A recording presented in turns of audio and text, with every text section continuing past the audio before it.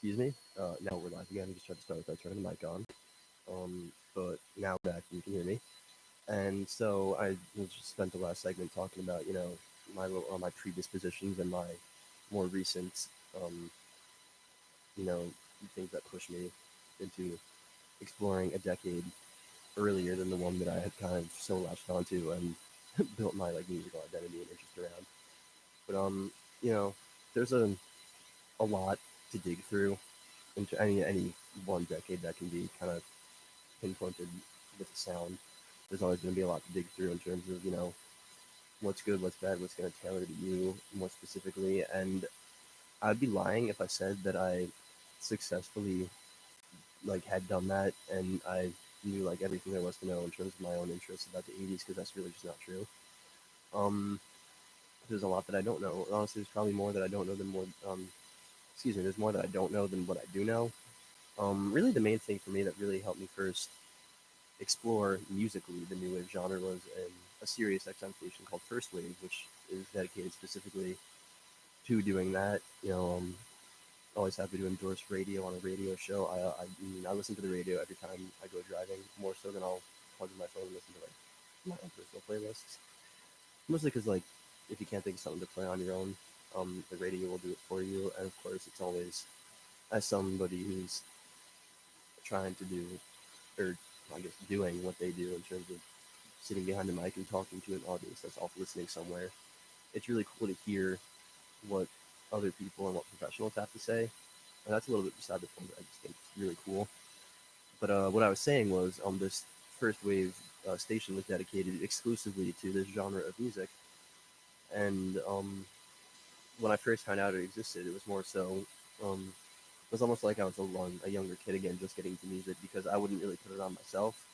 But if my parents were driving and I was in the back seat for any given trip to anywhere, and they would put it on, and they would recognize stuff that they enjoyed, and it would just kind of be like osmosis, like it was when I was younger, and my dad would play all this music, and it was a new thing though because it sounded not like anything I'd ever really heard before, except for I could pick up the influences in the Paramore album that I mentioned in the last segment, and I would see a band name that or like recognized voice, and I was like, oh, well, they used so and so in like an episode of Stranger Things. Um, but then I would, of course, I think probably the main thing was hearing maybe like the classics, for lack of a better word, or like the most popular songs from that decade and genre, and almost like reverse engineering or working backwards from there and like going into everything else. So like, uh, Tears for Fears is probably the biggest one. Everybody Wants to Rule the World. That's a fantastic song. I feel like you'd be hard pressed to find a person who didn't know it, even if they didn't know they knew it. Like if you played it to them, you'd be like, okay, yeah, that sounds familiar. Or you know, hard pressed to find somebody who doesn't really like that song, if only in a in like in different kind of capacity. But from there, I would go and listen. I would like look up, like the album that was on, songs from the Big Chair. I'd read reviews of that album. I would go and listen to the album.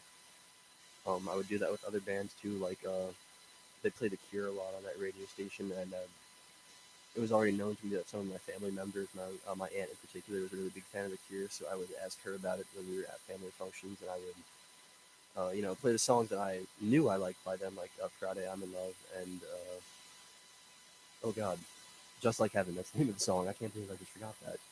It's literally the first song on my '80s playlist. A playlist which I should mention started off with just these songs. As I said, I was listening to it on the way here. Started off with just these regular, more well-known hits, '80s, and then as I kind of increased my understanding and my knowledge of the decade, I would add, like deep cuts and more bands that I wasn't at first familiar with. But so starting from there, just kind of worked backwards. I would one of the most interesting things for me, I was gonna save this for like its own thing, but it seems to fit in here. Is I've talked a lot about it on the show with my musical influences, how it was really just like a pipeline from my dad to me, like what he listened to was what I would end up listening to. But for new wave, it was the one genre where it was my mom that was what really like got me into it, which is really that was like a big deal for me because my mom is decidedly not as big a music person by any stretch of the imagination as my dad or myself or even probably my two siblings. And but you know, growing up and going to college in the '80s. I think my dad did too, but I guess she had more friends that would listen to the new wave stuff, so she would know it. And we'd be driving, and this wildly obscure song by some one hit wonder from the '80s would come on. And she'd be like, "Oh my God, that's like Adam Ant." And I remember I was in like my dorm on like this day of this month of this year, having a party, and this song came on, and it's just that's so like I wasn't normal for me to hear my mother pass on like musical memories and musical interests like that, where to the point of just like that alone could have inspired me or like pushed me to want to go listen to it just because I was like my mom actually knows stuff about music after all. Like I gotta go make myself familiar. And so every time she's in the car, I always want to put on First Wave just to see who she could pick up and recognize. And then through her too, I started listening to more bands like Squeeze is a big '80s band that I've really come to like, and random songs of theirs would come on the radio, and she would say, my mom who went to Fordham, sorry, all my fellow Gales watching who don't, I'm, I might be wearing a Fordham brand shirt underneath. That might be sacrilegious, but it's okay. I got the sweater over it on top, and I have family that went there, so I don't think it counts. But Squeeze performed at Fordham in the '80s while she was there, and she said they played not even like the main gym or auditorium or whatever it was that Fordham had for musical guests, but like a secondary performing space that wasn't even filled up to capacity for them. And although I um, retrospectively feel kind of bad for Squeeze, I think that's a really funny story, and I also think it's really cool that she could say she's been there. And so that stuff like that would like inspire me to go listen to a band. If you're a Fleetwood Mac fan, most people Fleetwood Mac they had their Tango in the Night was their definitive like '80s new wave sounding album, and far and away when I talk to people my age who like older music, rock music, Fleetwood Mac will almost always be one of like their favorites. That honestly isn't the case for me.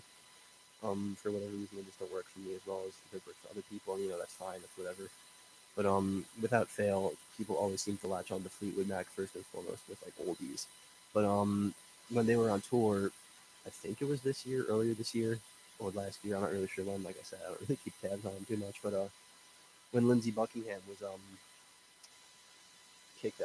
kicked out, yeah, not it wasn't so gracious. I don't think they liked him. When Lindsey Buckingham got the boot from the band, they replaced him with two people because he was a singer guitarist. For the guitar work, they replaced him with Mike Campbell of Tom Petty and the Heartbreakers fame, and the singer that they replaced him with was another. I don't know if icon is the right word. As I said, I'm not well versed enough to really know these things quite yet. But I can do my research and get back to you. Neil Finn was replaced to sing him. He was the lead singer of Crowded House, another '80s band that I stumbled upon because I heard their big song "Don't Dream It's Over" on the radio, and I was like, oh, I kind of know this song. It sounds pretty good. Maybe I should go listen to more stuff. And that's just really how it happens. Um, Exposure through like different mediums of music. The rare instance where my mom knows more than my dad knows about his music, and that just totally fascinated me. And then just stuff, like modern influences on it. It being just a really fun sounding type of music. Its influence in modern stuff like fashion and Stranger Things. And I'm going to take another quick break, and I'll come back really quickly just to wrap it up with. Uh, don't want to spoil it. I don't even know. I'm going to go with the flow here. I do have my notes, but I like to, I guess, riff and try to memorize them, off the cuff, if you will. But I'll be back in a few minutes, and I'm sorry I just said off the cuff.